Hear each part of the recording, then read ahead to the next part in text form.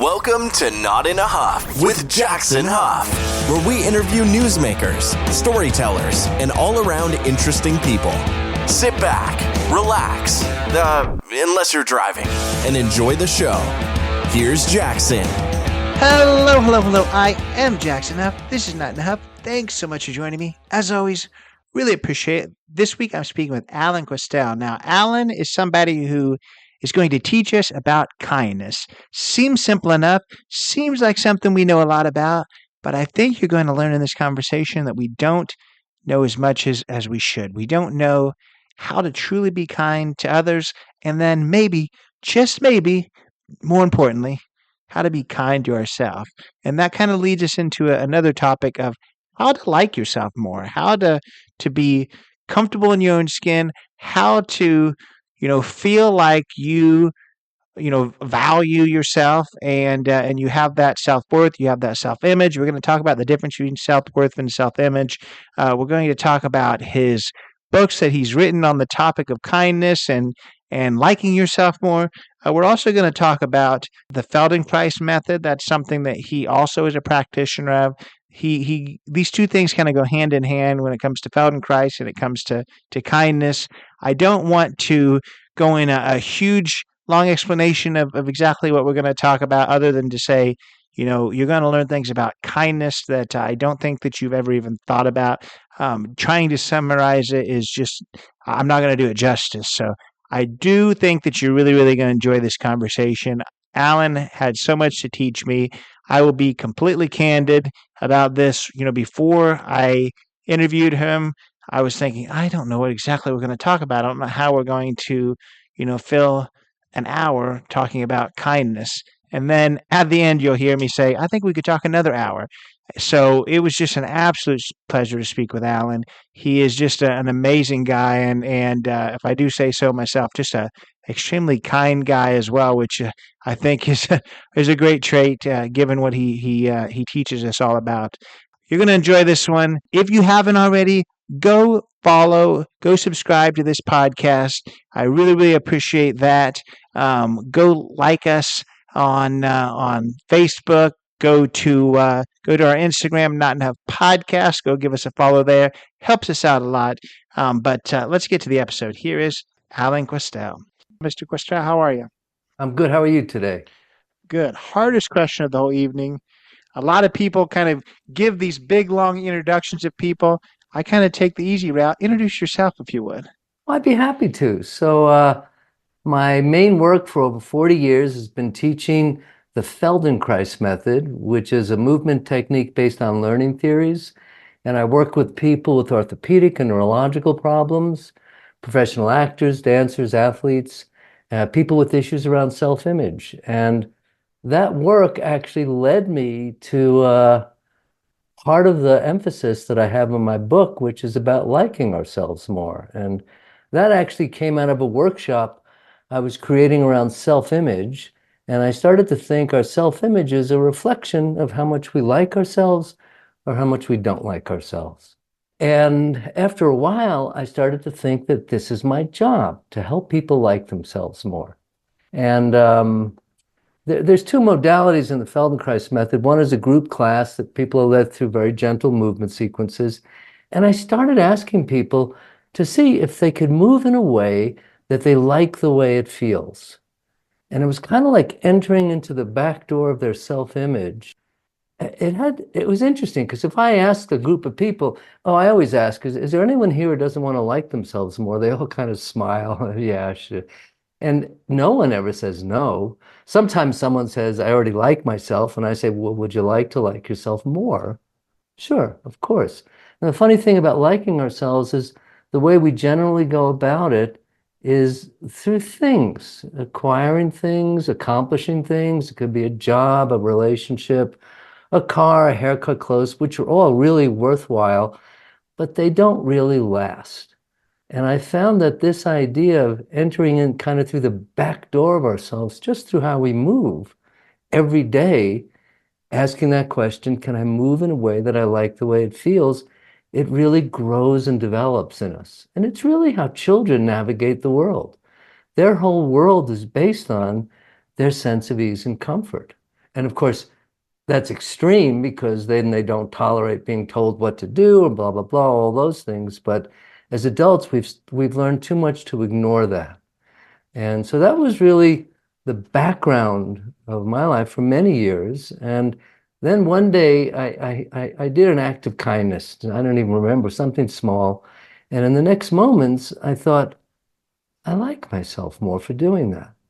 And I'm not suggesting that we pat ourselves, we do things so we can pat ourselves on the back and do that. But I found that moving in a way that we like the way it feels is intrapersonal, and doing acts of kindness made it interpersonal, and they loop around each other. So that's kind of how I got here today, and I'm happy I'm here. Oh, I'm happy you're here too. We're going to unpack a lot of that, but I would be remiss not to welcome the other guests in the room. You've got a skeleton behind you. I Yeah, assume that's because of, kind of the Feldenkrais method that you're talking about. yeah. Does your skeleton friend, does he have a name? No, he doesn't. I have a few skeletons in different trainings where I teach in different places, and I let the students name them. This guy, I think he's had a few names already. I can't remember. And it's interesting because in the Feldenkrais method, there are many basic ideas, and one of them is that we look to evoke a more skeletal use of ourself. The skeleton in movement is the part that bears weight, transmits force, and we underuse that and overuse our musculature. So there's a quieting down of our muscular habits that allows us to be more skeletal, and which has a big neurological effect as well. And all of that influences our self-image and how we feel about ourselves. We'll insert some jokes about you having the rest of the skeletons in your closet still, right? Don't Yeah, get so me going on that. I use humor a lot. I've got a whole article on humor I could send you. I got you. I like it. I want to, normally I kind of talk about people's books at the end, but I kind of want to talk about yours in the beginning because I think it kind of unpacks a lot of what we're going to talk about. It's called Practice Intentional Acts of Kindness and you like yourself more.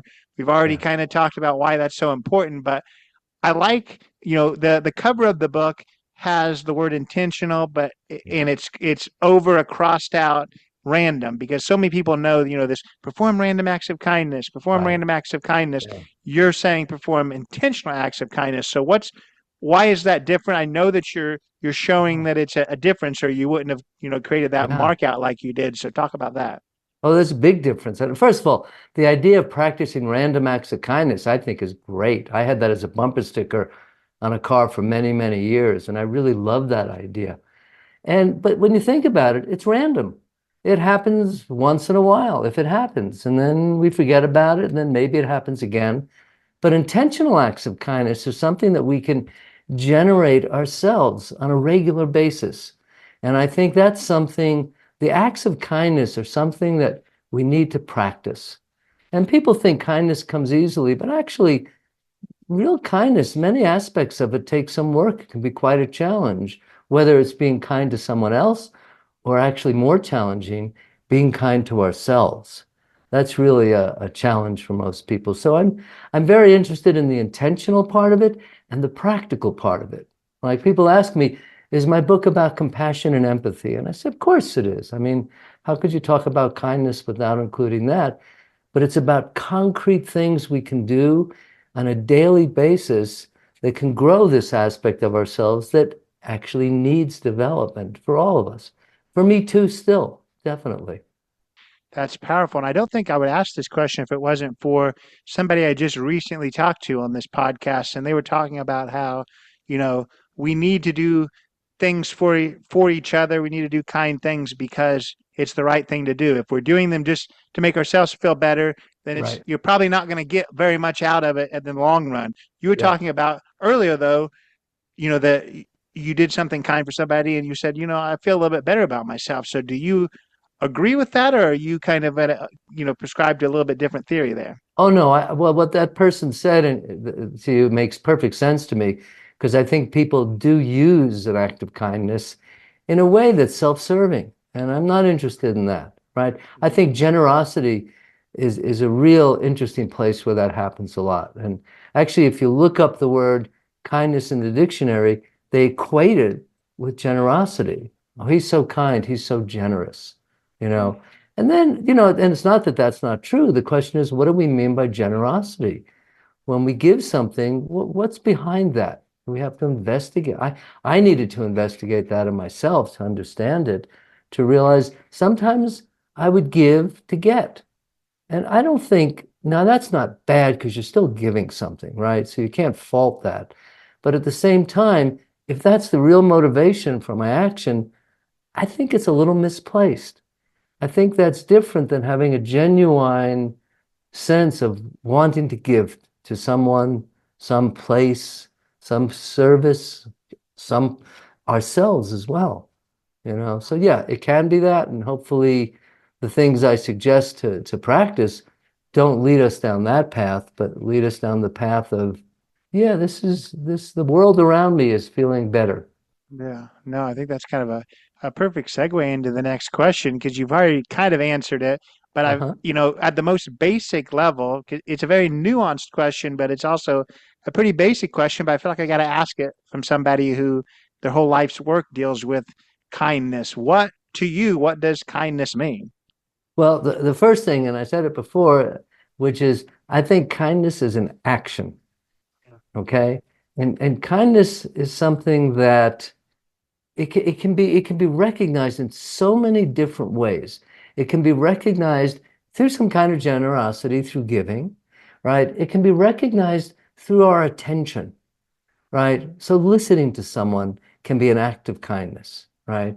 It can be, and when I talk about listening to someone or doing something, I'm also including in that the tough things that we say to people, right? That it's not just about always making everything nice and easy. It's about saying no, about drawing a boundary around something to help ourselves, to be kind to ourselves, but also to be kind to others. If someone has issues around alcohol or drugs, it's not kind to give them more money when you know where it's going to go, right? It's kinder to say, no, I can't support you in this, right? That's a better act of kindness. So kindness represents itself in listening, in giving attention to someone, or generosity. I think that, the Dalai Lama talks about, he says, kindness is my religion, right? Which I always loved that statement, and it resonated with me in a way because the whole idea of spirituality actually eluded me for a long time, for a large part of my life. And then one day I thought, because I'd meet many spiritual people who could breathe deeply and smile, have wide open eyes, and then they'd get really impatient when they were online in the supermarket if someone was taking too long. And I thought, that doesn't seem to fit in with it so well. So I think, and I thought one day, I guess spirituality is just being kind to myself and others. And it was later that I read about what the Dalai Lama said, and I thought, oh, well, I thought I had a new idea, but that's okay. I thought of it, so it counts still. So kindness is, it's like one story I like is a friend of mine is a psychologist, and she was at someone's house for dinner, and they had the people had a 3-year-old girl, and the little girl came in and was going, I want M&Ms, I want, and she was crying, I want M&Ms. And the mother said, we're going to have dinner soon, you can't have M&Ms. And the kid started to lose it. And the mother was pretty smart. And she said, okay, look, you can have 3 M&Ms. And she gave him the 3 M&Ms. And then my friend said to her, I can't believe you let her manipulate you like that. And she looked at my friend and said, listen, she has to learn there are some battles that she can win. What she doesn't know yet is I'm going to choose which ones she's going to win. And so that was kind to the child. That was kind to the mother. She avoided a tantrum. She avoided her not eating dinner, all of that stuff. So that's just one example of a way that we can demonstrate kindness. And when you ask me what kindness is, and I talk about this a lot in the book, that I look at the definition of kindness. I've researched it quite a bit. Most of the time, the definition, and if you actually look at definitions, they're from the observer's point of view. They're describing something. So like to sit, in the dictionary, to sit is to rest upon one's buttocks or thighs. It makes sense. But you tell a child with cerebral palsy to rest upon your buttocks and thighs, they fall over. It doesn't mean anything. So the question is, can we generate definitions that are evident of the actual actions that we do? And so that's why kindness has a much broader definition than just being generous, just listening. It's all these actions, so we could represent it in dozens and dozens of different ways that I think gives us a fuller feeling and understanding of what we mean when we talk about kindness. I like that. I like that a lot. And that's kind of what I've thought about too when I knew I was going to be speaking with you is, when we talk about kindness, it is towards other people, and it kind of really resonated to me how much you talk about kind of liking yourself and making sure you do things for yourself. So when that intersection happens where being kind to others is at the expense of maybe your own mental health, your own, Ah, self-worth, what does that look like? well, that doesn't look so good, does it? No, it doesn't. Right? Because, and that's what I'll find is that many people are more skilled at being kind to others than being kind to themselves. And as a matter of fact, when I was writing the book, when I got to the part about being kind to myself, I got blocked for about 5 years. I was surprised. I realized I had a lot more to learn about being kind to myself. And I was talking to someone recently about the golden rule, do unto others as you would do unto yourself. And one of my teachers, Dr. Feldenkrais, he flipped it around. He said, can you do unto yourself as you do unto others? And that's a shock for most people. Of course, then when that happens, people say, oh, you're being too narcissistic, too self-centered, right? It's not good to do that. And of course, it's all in the how of how you do it. But I think all of us can benefit more from doing that more. And it's a big learning curve because at first it can feel inauthentic or tough, or why am I doing this? Or what are people going to think about me? And we can't really let ourselves be pulled off track by those thoughts. We have to say, I'm just doing the best I can and seeing if I can feel a little better. Like I said in the beginning, I've never met someone who doesn't want to like themselves more. And I've never met someone who doesn't want more kindness in their life. So I think these are fundamental to us as human beings. And again, the place where we can almost biologically see this happening is in children, right? You see children sharing things, or not sharing things too at some point, but sometimes they just spontaneously give you something, right? And they feel good about themselves. When does that change, right? Somewhere around the time when, because their self-image forms very early. I believe it forms even as infants, and how they're held will change someone's self-image.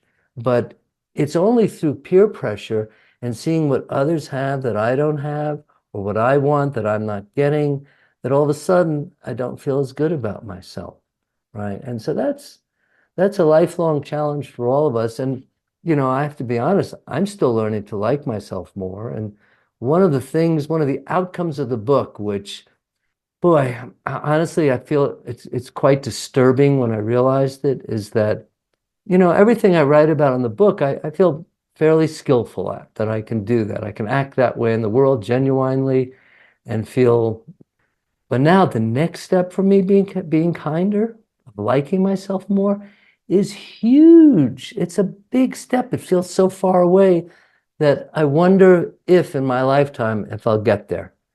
And when I talk about getting there, I don't mean as a kind of final destination that, oh, now I like myself.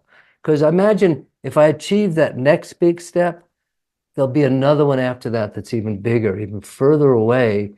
And the way I've learned to think about it in terms of being kind, liking ourselves more, liking myself more, is that it's not that I finish, like now I like myself more, it's that I spend less time not liking myself.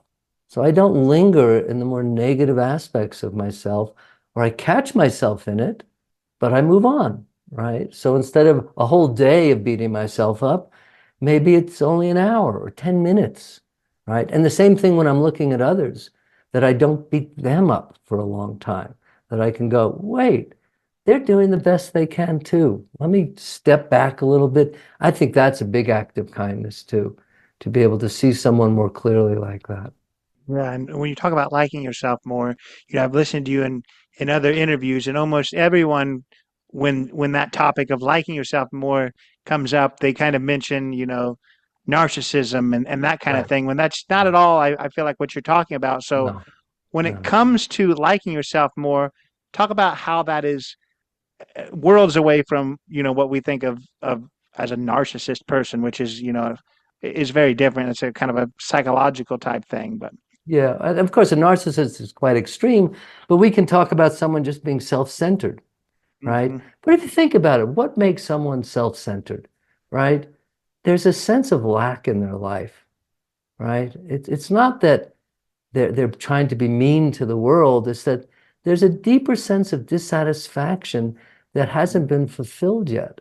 And unfortunately, I believe that that sense of dissatisfaction, most people look to resolve it outside of themselves, as opposed to seeing, can I do something within myself to feel better about myself, to like myself more? I'll give you an example.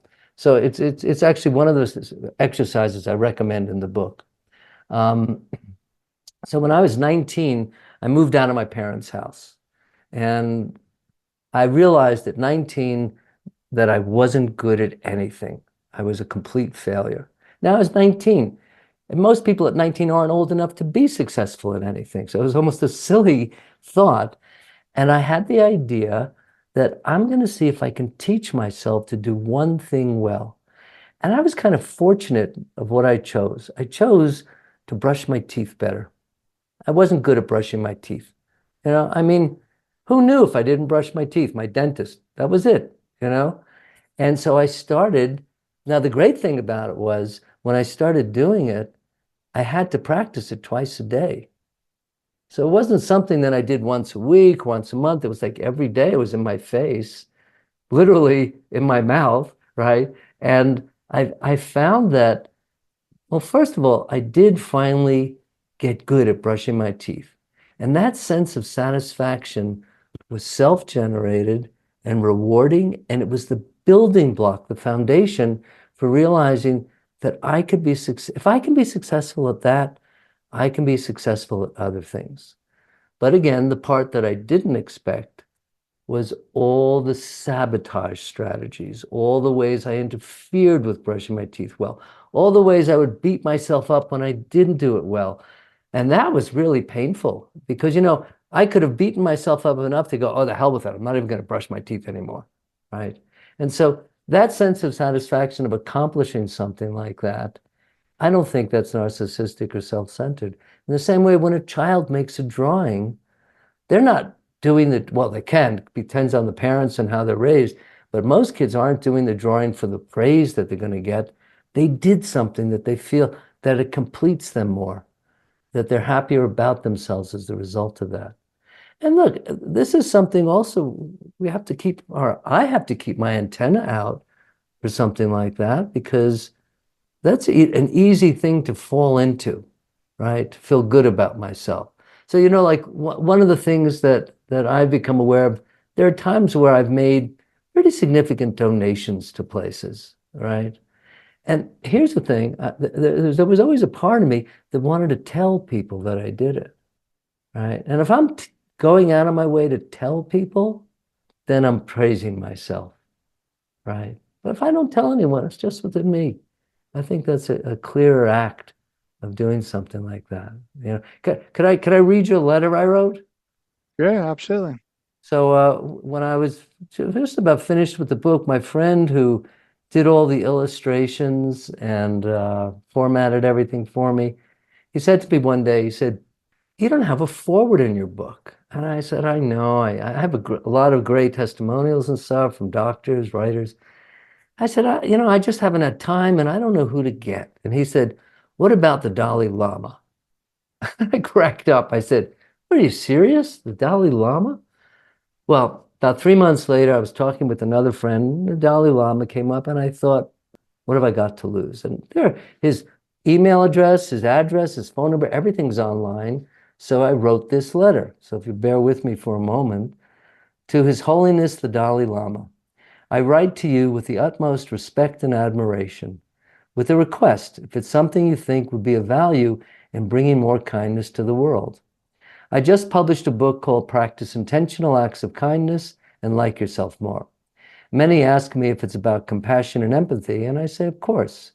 I tell them it's also about concrete ways to generate more kindness towards others and ourselves, things we can do every day to create a kinder world.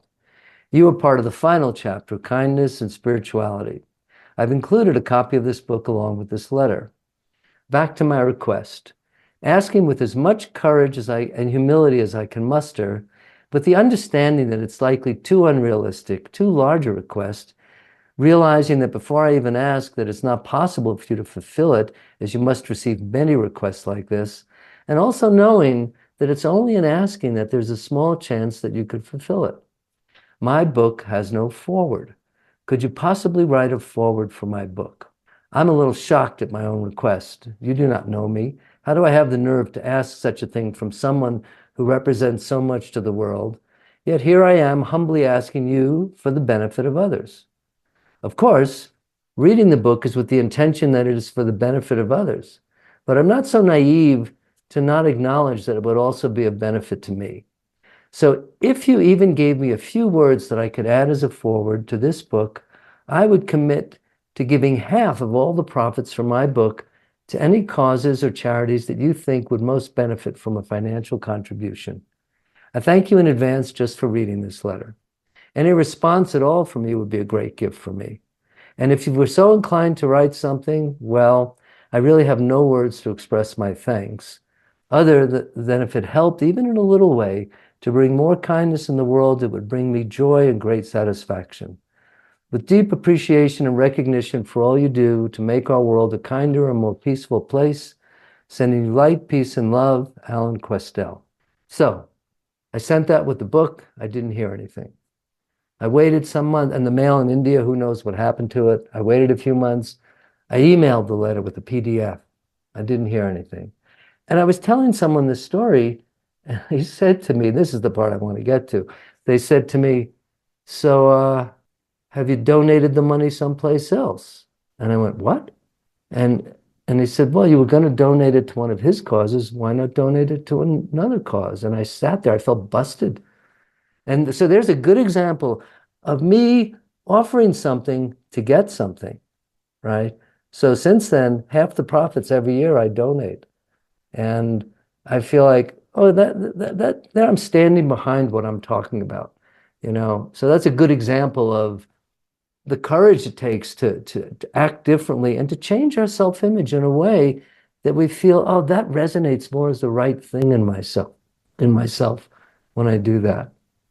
Yeah, well, it's in a very different story. It's not necessarily too late there. I had a gentleman on who talked all about, his move here from Cuba during the Cuban Revolution, and it was very, very important to him. Gloria Estefan's music really spoke to him, and he desperately wanted her to write a foreword.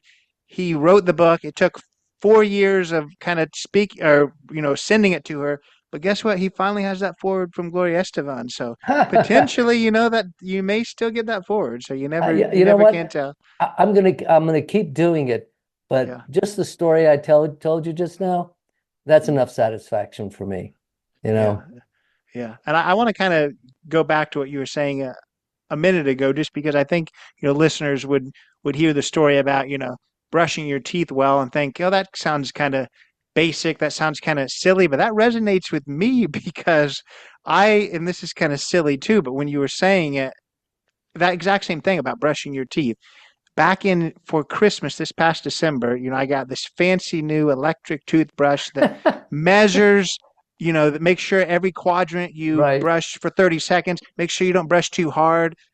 And once I had to do it correctly, I'm like, have I ever brushed my teeth correctly? I don't Right, spend enough right, time in here. I do it too hard.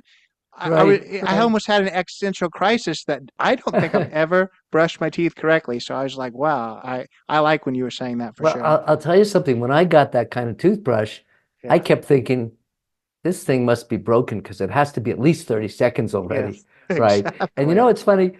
So I've been using that toothbrush for a long time, but the dental hygienist I go to keeps correcting me in the technique of how I use that. So it's a Exactly. long thing, but it doesn't have to be brushing our teeth. Maybe it's just picking up our clothes at night or doing the dishes. It needs to be something done daily, a small thing that if it didn't get done, it's not the end of the world, right? But it's something that we can use to monitor ourselves over a long period of time, a year, maybe 2 years, not just a week, you know? Yeah. Yeah. The Your other thing teeth I look want to, great, by the way. Yeah. oh, well, I appreciate it.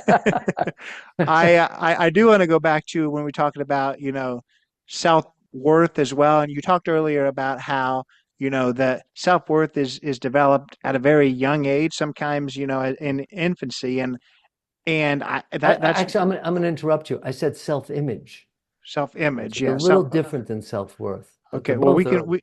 Yeah. and we can kind of talk about why those are different too. But I've talked to people who, in the psychology world, and then also people who have ran, you know, adoptions agencies and ran foster care systems.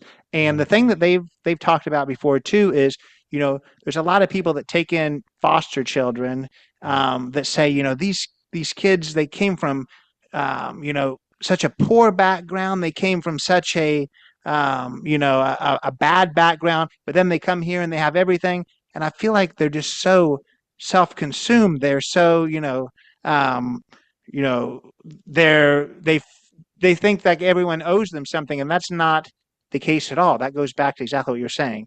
Right. When you are young and you're not being provided very much, you have a very poor self-image. You have poor self-worth as well, Yeah. and that turns into feeling, that turns into what looks like somebody being, self-consumed. It turns into somebody looking like they're, very selfish, when that's not the case. They just That's right. don't feel like anyone values them. So of course That's they right. have to kind of just look at themselves. So I want to Yeah. kind of talk a little bit about that, because I Oh, think there's a yeah, lot of for people sure. that look maybe self-centered, that is really, it's because of their own self-image and their poor Right. self-image. Right. By the way, your camera went off. I don't know if you know that. Yeah, I don't know I did that. I'll get it back. Okay. So, if you talk about someone who's being adopted or foster cared, I can't think of any greater rejection than a parent not wanting to keep their child. It doesn't mean that the parent did wrong, because maybe the circumstances of the parent's life was such that they really knew that they couldn't take care of this child and wanted to give this child a better life. But I don't think a child, even a young adult, has a hard time coming to terms with that and understanding that. So the feeling is that the primary person in my life who was supposed to love me and take care of me left me, gave me away. And there's no coming back from that. And of course, it's something in the past that can't change. So the only thing possible at that point, and it needs to happen at some point in the child, the adult's life, where they finally can start looking forward as opposed to looking backward. I know people who've been adopted, and some of them suffer greatly. I've watched it, even though their adopted parents are great and do everything for them, right? It still doesn't fix that broken heart inside. But then I've seen adopted children want to have children so they can give back to a child the thing that they didn't get, right? So that can turn into a really positive thing.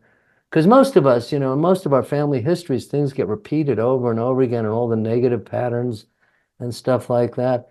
But we can break those patterns. They're habits, we're not bound intrinsically in that way in our lives like that. And I think that, and then of course, there are many people who weren't adopted. They live with their family, but they still have low self-worth, right? So where does that come from? So, and again, it's kind of interesting from a psychological point of view. I think that there's a great worth to understanding where we've come from, but the understanding of where we come from doesn't necessitate an understanding of who I can become now.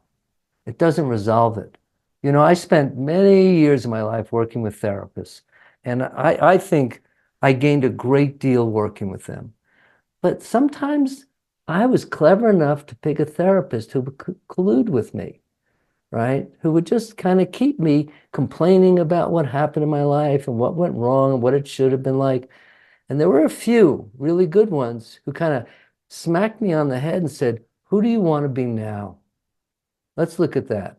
It's like, when someone comes to me with a problem in a Feldenkrais session, they'll tell me what they want to work with. And many times it's some kind of pain, let's say, or something. And I'll ask them a question. I'll say, what would you like to be better at? And they say, well, I'd like to not have pain in my neck. And I said, that's good, but that's something you want to get away from. What do you want to go towards? So this is a perceptual thing. And I write about this too, that my uncle was a dentist. And when I started my practice in New York, I was very fortunate. I had a waiting list, and he used to come to me for lessons because he had back pain, because he was a dentist, twisted to one side all the time. And, I didn't charge him anything. He thought he was doing me a favor, but I had many people waiting. It wasn't a favor at all. And his pain would go away, and then he'd come back the next week with the pain. And this cycle happened a number of times. And finally, I said to him one day, I said, you like golf, right? And he went, oh, yeah. I said, what do you want to improve in your golf? And we started looking at that. And then I worked with him how to do that. And his back pain went away. So there's a good example, because if I try to get away from something like that skeleton, I have to know where it is all the time. So I'm always checking on it. If I think of, well, I want to take a walk and I don't know where I'm going to go, well, let's see what I find today. That's the unknown. That's an opening for something, right? Or a dream. Like, who do I want to become, right? So if I want to be a musician and I'm 65 years old and you think, you can't be a musician, why not learn an instrument? That satisfies something. That's the same thing as brushing your teeth, It's so I think that distinction between getting away from something and going towards something is part of what can help someone in those more dire circumstances. And I don't want to make it casual. It's just like we're talking about a serious thing here, being adopted or something like that.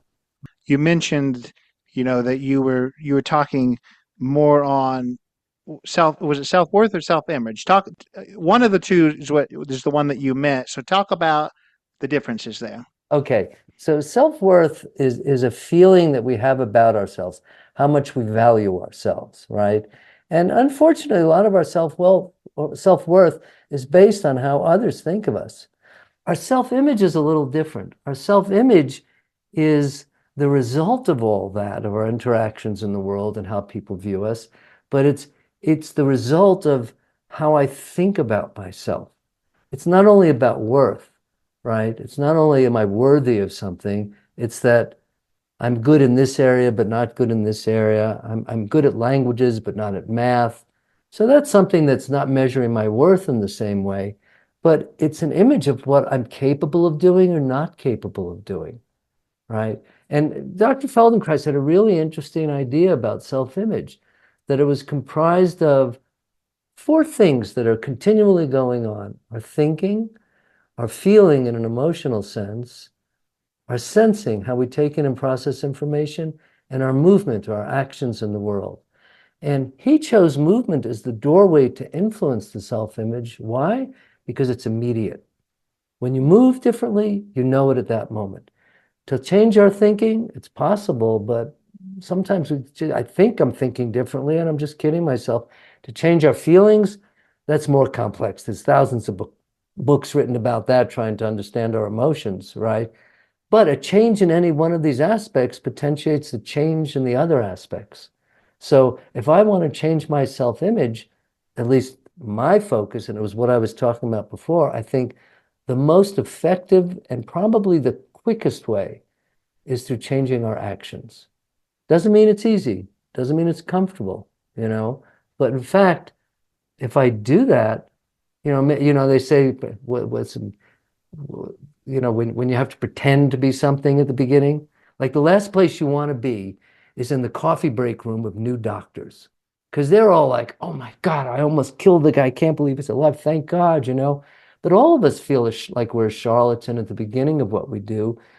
But if we keep doing it, I can't remember, there was some great musician, really old, like in his 80s, and someone said, so why do you still practice? And he said, because I think I'm finally getting good at this, you know? Yeah. And I love something like that because we're never going to arrive there. We want to keep doing it. One more question in the world of kindness, and that is, well, first, through some of your answers, I had to plug in my computer. I had to fix this camera. I've taken Right. a few notes. Here's the question, because I know you talk a lot about kindness and listening. What's that mean? And I hope I hope I've exuded kindness in my listening to you. You have. You definitely have. And I think that the quality of your questions demonstrate that shows that you were listening to me. I think one of the things about listening, and it's not so easy, is that can we listen without responding internally?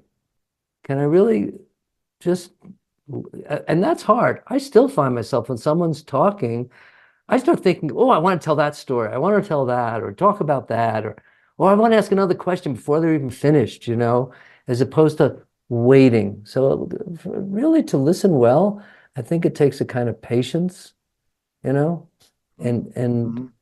observing the other, When I teach, one of the things I've learned in teaching, and I've seen this honestly as a fault in other people teaching, is that they teach, but they're not listening to their audience. They're just throwing things out at people, right? Which, okay, there's a certain success in that. No harm, great harm in that. But when I teach, I'm always watching to see, do I really have people's interests? Maybe it means pausing more. Maybe it means checking in with them. Is this useful for you?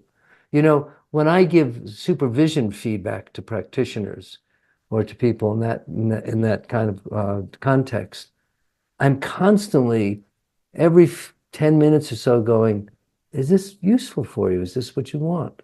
Right? So it's always reflecting back to the other to see if their needs are being met in some way, and so that it can be of value to them, other than just, I know a lot and I have a lot of good ideas and you just listen to me. That's how all of us were taught in school.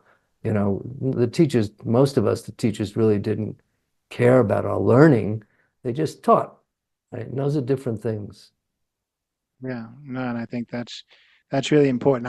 I work in higher education, mostly in the administrative side, but I do teach a few classes, and that's the thing. There's a few classes that it's mainly just student experience type classes where it's really all their input. I have a few things that I need to make sure that they get out of it, but most of it is just making sure we have that community within the Right. university. So, I always think it's really funny when people are like, he did such a great job teaching. He taught us so much about such thing. And I'm like, I really didn't do much of this. You guys did most of the talking, but it's funny that when you're the one allowed to do the talking, you think I did such a great job Right. teaching you. Well, in a sense, you did, because you created the container for that to happen, right? And that's really the idea. It's like, when someone comes up and praises me, I say, so that's nice. Okay, you can praise me, good. It doesn't really make a difference for me, right? If you tell me what happened that made a difference for you, that helps me a lot more. Mm, That puts me in a place of, oh, maybe that's something I can watch for in others too. mm. Yeah. I like that. And you've mentioned, you know, the Feldenkrais method, the teachings you've gotten from this gentleman, other than just having an interesting name that people maybe struggle to say. I want you to tell us a little bit more about what that is exactly, because I know it sounds like it's something that kind of it sounds like a physical thing a little bit. You're talking Yeah. about Oh, these yeah, it's skeletons, physical. but Yeah, also you're talking a lot about some of his teachings that aren't, are a lot more mental. So talk that's about right. that. Well, that's what I was talking about before in terms of self-image being constructed of our thinking, feeling, sensing, and moving. And that movement is like the doorway in. And Feldenkrais, what he was really interested in, when his first book was called Body and Mature Behavior, a study in gravity, anxiety, sex, and learning. That covers a lot right there, right? And he was interested, what does it mean to become a fuller human being? And that means not just from someone's observation about someone, but to feel internally that we're able to feel like I'm a better person because of the things we've done. And so, like I said, it's done through movement, right? So there's a hands-on technique, and that someone with more severe issues like a stroke or cerebral palsy or more chronic pain, they'd probably benefit more from the hands-on work because it's personalized for them. And what I'm doing is, let's say someone's on their side and I'm moving their shoulder forward and back, and I'm looking for how far it goes easily, not trying to make it do something. And then by going to where it goes easily, I'm discovering how it's connected to the rest of the person. So, and what I'm looking to do eventually is to have that connection develop further and further through the person skeletally. So actually, what I do with a professional athlete, what I do with someone who had a stroke, what I do with someone who has knee pain or back pain or neck pain, it's the same thing, which is, can I get movement to translate through them more effectively? And the result of that is functioning improves. Pain is diminished or even reduced, right? Self-image changes. People feel like they can now, there are possibilities in their life they didn't know were there before, right? And we're never teaching the correct or right way, because that correct or right way is based on many different factors. So the idea is that we're generating more choices in how you do something, which my other book is called Creating Creativity, Embodying the Creative Process. And that really, the basis of that is generating choices. Like when I ask someone, are you creative? When I ask a group, who here feels they're creative? Some people's hands shoot up, some people's hands slowly go up, and some just look at the ground, right? And I say, okay, let me ask you another question. Do you know someone who's creative? Everyone raises their hand. So what's the difference? The difference is the person who I think of as more creative than me sees choices that I wouldn't see. So if we can generate more choices through our actions, that's how our self-image changes. That's how our actions change as well. Because someone who's really skillful in anything, one of the things that makes someone an expert is that they have many choices when a new situation comes up. Like when our computer breaks down, what do? Well, we just sit there looking at it for a while. Or we call someone, so you got to come over. I don't know what to do. I don't know how long it still takes me to think, oh, maybe if I restart it, it'll work. And it does half the time. But the rest of the time, I can figure it out, but it's taken a long time to do that, you know? So I think, and look, I have I have one website that's solely for the Feldenkrais method. It's called uncommonsensing.com. And there's lots of information and audio sets and things like that about the method, you know. But my book, can I tell the name of my book website? For sure. Yeah. So that's called practicing-kindness.com. And that's where you can find out more about the book, and there's a free download of a worksheet and things like that. That's where you could contact me as well. So Yeah. Well, you mentioned kindness again, so I'm going to ask you another question in kindness because I good. forgot to ask it a minute ago. Because and you also earlier you talked about spirituality because I feel like a lot of people combine those together and they feel Yeah, like they're a good kind person because they go to church and they right. feel like all that when that's I don't feel like that's necessarily the case at all. There's a lot of people who use that almost as a crutch or as an Yeah, excuse to do bad things almost. So I agree. I talk agree. talk about spirituality and the difference between that and kindness in a lot of ways. Well, when I talk, first of all, I'm not a spiritual teacher, right? I can teach a lot of things, but I don't know that I even want that job. I think that's a big job to guide someone spiritually through their life. And I think there are many good people doing it, fortunately for us. And when I write about spirituality, though, the thing I write about is what I was talking about before is connection. Whether it's connection, a feeling of connection with God, or it's whatever you want to call it, or if it's a connection with nature, or if it's part of a church or a mosque or something, that it's a connection with the other people, that it's really about that connection and actions that move us a little bit further away from the places we get stuck in, you know?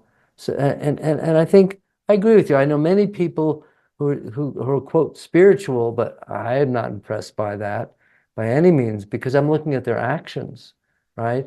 And many people who are kind, but they're not kind to themselves, so that's a question too, right? And so all of these things kind of blur together in different ways. And it's like when I ask someone the definition of something in a class or something, I'm interested in a conversation. I'm not interested in a final definition because I think that the definitions that keep evolving serve us better so we can understand them more. So even when you ask about kindness and spirituality, there's certainly a big relationship with those. But then you hear about spiritual teachers. Like I practiced Zen Buddhism for many years, and boy, you can get hit with that stick pretty hard sometimes, like wake up, and sometimes the act of waking someone up, it doesn't feel kind, but it works, and sometimes that is the act of kindness to wake someone up in some way. So, Yeah, I want you to tell people your connection points. You already mentioned them a second ago, but also just how you've written books that, of course, people can learn a lot from. But what else are you doing out there in this world? Because I think that you do quite a bit. It seems like yeah. you're all over the world really with some of this. So talk Yeah. about that. Well, like I said, my full-time job is teaching the Feldenkrais method, training people to become practitioners, which is a 4-year course that meets 2 months a year. So I have one training in Taiwan now, France, Belgium, here in Santa Fe, where I live. But behind that is I teach people how to like themselves more, right? And that's the biggest thing I'm interested in. And I'm interested in like the concrete things that we can all utilize that where you wouldn't need me or another teacher to do, right? That you gain your own volition over something like that. The next thing I'm thinking about, and to be honest with you, I don't really have a clue. I don't have an answer for this because I'm not the first person to think about this idea either.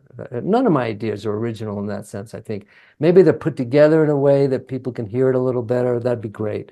But that is, I'm interested in that moment, that pause that brings our attention to something. Because if I want to change myself, I first have to recognize what I'm doing. And if I can't interrupt it, if I can't pause, take a breath, I just keep doing what I'm doing. And doing what I'm doing is complaining about what's wrong and I don't know, all that noise, right? But if I can interrupt it, and so we know that the interruption is the beginning of the awareness of what I'm doing. So how do I teach someone to interrupt themselves? Because you know what? Honestly, a lot of people aren't very self-reflective. They just want to be fixed. They want an expert to tell them what to do. They don't want to have to think about things because honestly, look, when I teach about awareness, I tell people pretty early on there's some really bad news about awareness. Okay? The first bad news is that the light of awareness doesn't discriminate. So most people think, oh, I'm going to become more aware of the good things. But no, you're going to become aware of the bad things too, right? It's going to be pretty miserable at times to become aware of things. But even worse than that, awareness is irreversible. You can't become ignorant again. Once you start down on that path of awareness, it's a one-way street, you know? And so, but like that moment to become aware, that's what really gets my attention. So I'm still thinking about that. So Well, there's a lot more to come with that. I think that yeah. I think we could talk about a lot of these things for probably another hour, but I don't want to Yeah. take up more of your time. Shout out those connection points. Tell people where they're going to find the books as well. Okay. So the website is practicing-kindness.com. And the book is available on Amazon as a paperback, as what I like to say, a Kindle instead of a Kindle, and also as an audiobook that I read as well. And the website about the Feldenkrais method is uncommonsensing.com. And in either case, if anyone has any questions, I'm really fast with email. So if you don't get a response from me within 3 days, I didn't get it. So email me again. I Okay. got you. Well, I really appreciate your time. Thanks so much. Well, I appreciate you having me and I really enjoyed our conversation. So that was Alan Questel, just an amazing guy. I learned so much. I'm like a broken record with this. I learned so much, but geez, I did. I thought I knew a lot about kindness. I thought that was an easy topic. I thought that would be something that didn't take very long to discuss. But man, I think it's nuanced, and I think it's something that we could learn a lot more about. And I think it's not just for other people, but Alan talked about how being kind means being kind to yourself, liking yourself more, caring about your own feelings. I'm inspired really by his words. I urge you, if you want at all to learn more about Alan and his methods, the Feldenkrais method, all those things, to pick up his books. The links will be in the show notes to do that. Check out his websites. The links to those will be in the show notes as well. Just an absolutely amazing guy. I'm honored to speak with him. Just like I said in the beginning, it really helps us, this podcast, if you go and subscribe and follow along on Apple and on Spotify. Leave a written review on Apple. Helps out a lot. Follow us on Instagram, Not Enough Podcast. But yeah, I appreciate you being here. Lots of great guests in the past. Go check some of those out. Really, really a great guest coming up in the future as well. So we'll see you next week. Take it away, Chris. This has been Not in a Huff with Jackson Huff. Thank you for listening. Be sure to join us next time, where we will interview another amazing guest who is sure to make you laugh or make you think. Or hey, maybe even both. But until then, keep being awesome.